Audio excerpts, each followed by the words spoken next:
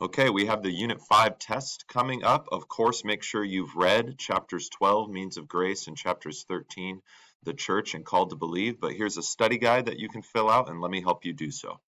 All right, first up, who is at the center of Christian theology, and what did he do? Jesus, right? Jesus, the Son of God. He lived, he died, he rose for our justification and eternal life. All who believe in him are saved. We've talked throughout the year of Jesus' work for us in the past, in the present, and in the future. We'll talk about that at the end of the year. Explain the phrase means of grace. Means of grace are different ways that God delivers his gifts. That's what grace is, it's gifts. That God delivers his gifts to us. So, forgiveness of sins, life, salvation. God delivers this to us in a few different ways. Explain how the means of grace create limitations for us, but not for God. This is a subtle point, but an important one. Christians, I think, are faithful to limit themselves to go to God in the places where he has promised to forgive us, right? We don't seek God's forgiveness where he hasn't promised it. We seek it where he has. But this does not limit God, right? If God wanted to communicate, deliver his forgiveness with someone in a way beyond what he has promised in the scriptures, he certainly can, right? But we don't ask him to, expect him to. Instead, we just faithfully go to the places where he has so graciously promised our forgiveness. Again, a subtle but important point. Describe the three means of grace. How does each deliver the gospel of Jesus? It's the gospel preached into your ears, the good news of Jesus for sinners. That same gospel is 2, washed over your body. And that same gospel is 3, fed into your mouth. And of course, this is the gospel preached, the gospel in baptism, the gospel in the Lord's Supper, right? Now, these are so important because in other religions, there's not always a promise of forgiveness or a promise of salvation. You can hope you're forgiven, hope you're saved, but not know, not rest assured. Even in certain Christian denominations, assurance of salvation is considered prideful and sinful. But that is not what the Bible teaches. The Bible not only wants to communicate to you that you're forgiven, that you're saved by grace through faith in Jesus, but it wants you to know you are and rest assured that you are. Rest in God's love and grace for sinners, his children whom he's adopted in Christ, right? So it's important that God delivers his grace to us in a variety of ways to comfort our conscience. And he does. He preaches it to our ears regularly. He baptizes it over us in his name so we can know I've been baptized, I've been forgiven, I've received the Spirit, and so on. He feeds it into our mouth as Christ's body and blood for our forgiveness. So you can't just hope you're forgiven. You can know it. You can know God's forgiveness is yours. So we're saved by grace through faith. Faith is created by grace through hearing the word of Christ. That's Romans 10. Both Christ's grace and faith in Christ are necessary for salvation. So the means of grace are to be distributed to people, but only the believer actually receives the salvation that they're distributing, right? If you give the gospel to an unbeliever and they don't believe it, well, then they don't believe it. It doesn't benefit them.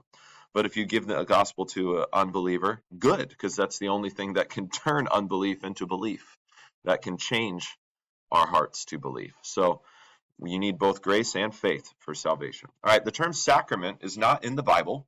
It's a word that the church made up very early on because it's helpful, right? So it's an extra biblical term, and different churches have defined it differently. The Lutheran Church has defined it in this way. A sacrament is a sacred act that is instituted by Christ. It promises and delivers forgiveness of sins, and it's attached to some sort of visible means or external element. So those are the 4 criteria that we have for calling something a sacrament, which is why only baptism and the Lord's Supper make the list, because they meet all 4 of those criteria. The Roman Catholics and Orthodox speak of 7 sacraments, which is fine. They can define this extra biblical term however they like. And I think their definition just has less than 4 criteria, right? Maybe just a sacred act instituted by God, which is why they might call marriage a sacrament, but we don't, because it doesn't promise forgiveness of sins and it's not attached to some visible means or external element. All right, baptism. Why do we baptize? Because Christ commanded it, right? It's like When you ask your parents when you're little why you have to do this thing they said, and they say, because I said so. Well, we baptize because Jesus said so. It's a command. Now, it's not a law command, it's a gospel command. The command is like, hey, receive this gift. Hey, my apostles, I send you out to give this gift to all nations, right? But so it's a gospel command. Jesus wants you to have his washing, his cleansing, his forgiveness, his spirit, all these promises that are delivered in baptism. Mode of baptism is a question as to, does it matter how the water is applied? And the Bible has no law or rule on this, right? You could pour water on a person, fully submerge a person in water, apply it once, 3 times for each person of the Trinity. And there are different human traditions on this, but there's no rule that the Bible gives us on this. You might avoid baptism in irreverent ways, right? We're probably not going to baptize with a squirt gun. That kind of defeats the purpose of what we're giving our attention to, Christ and his promises. But how we apply the water is not something the Bible talks about. There are churches that demand total immersion under the water, but the Bible makes no such demand. All right, what 3 baptismal blessings are explicitly promised in Scripture? Forgiveness of sins first, right? That's Acts 2, Acts 22. The gift of the Holy Spirit, that's again Acts 2, verse 38.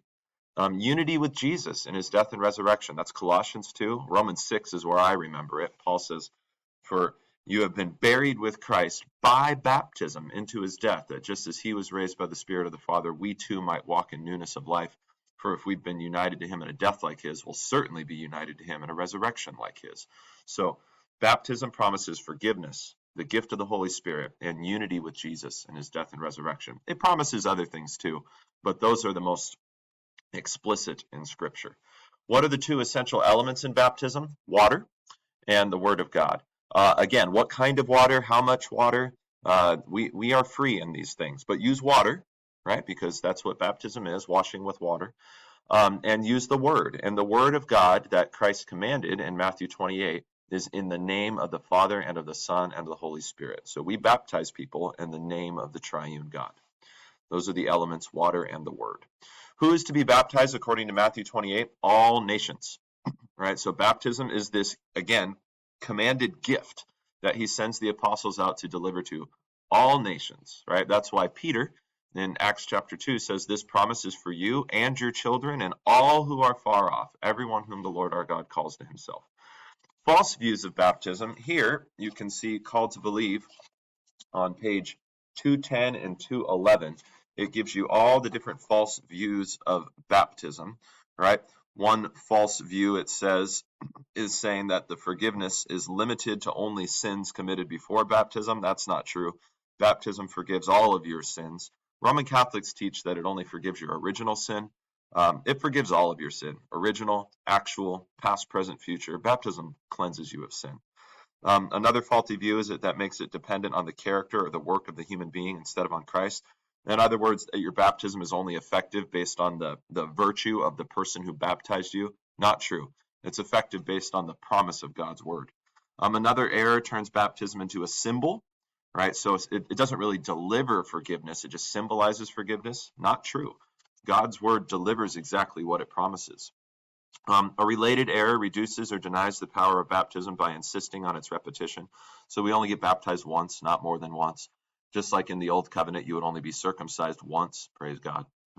A final error may be a semantic issue for many people, but it's important. It says you're not baptized into a denomination or congregation. You're baptized into God's holy name. So if you were baptized in this church or that church, if it was a Christian church, then they baptized you in the name of the Father, Son, and Holy Spirit, and it's in God's name that you are baptized. He puts his name on you, not a specific denomination puts their name on you.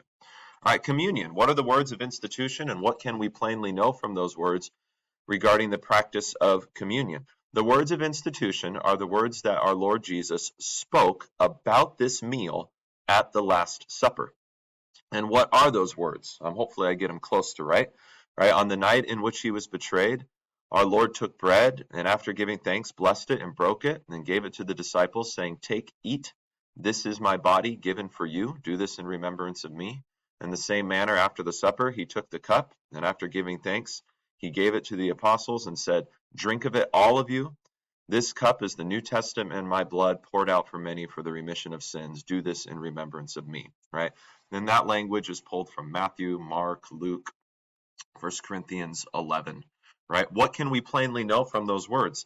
Jesus wants to give you bread as his body for you to eat and wine as his blood for you to drink for the forgiveness of your sins in remembrance of him. That's what we can plainly know from those words. And that, by the way, is exactly what Lutherans believe. What are the two main elements used in communion established by Jesus? Bread and wine.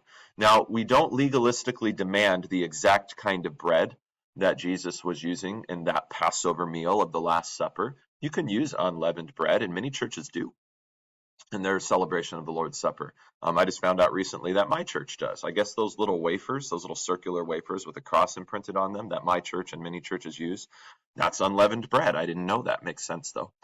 But we don't demand unleavened bread, right? Because the Greek word is just artos, bread. So we should use bread in the Lord's Supper. Don't stray from bread. Use bread. That's what Jesus used. And then we should use wine. That's what fruit of the vine is in the New Testament. So we use wine. Red wine, white wine. Use wine. That's what fruit of the vine is in the Lord's Supper. Your book does have a paragraph addressing those who might struggle with the idea of receiving alcohol in the Lord's Supper. That's not on the test, but look at that. Pastoral care is important there and how the pastor talks to that congregation member about the wine in the Lord's Supper. All right, from a Lutheran perspective, explain the teaching of real presence. Real presence is simply the idea that in the Lord's Supper, with the bread and wine, Christ is really present.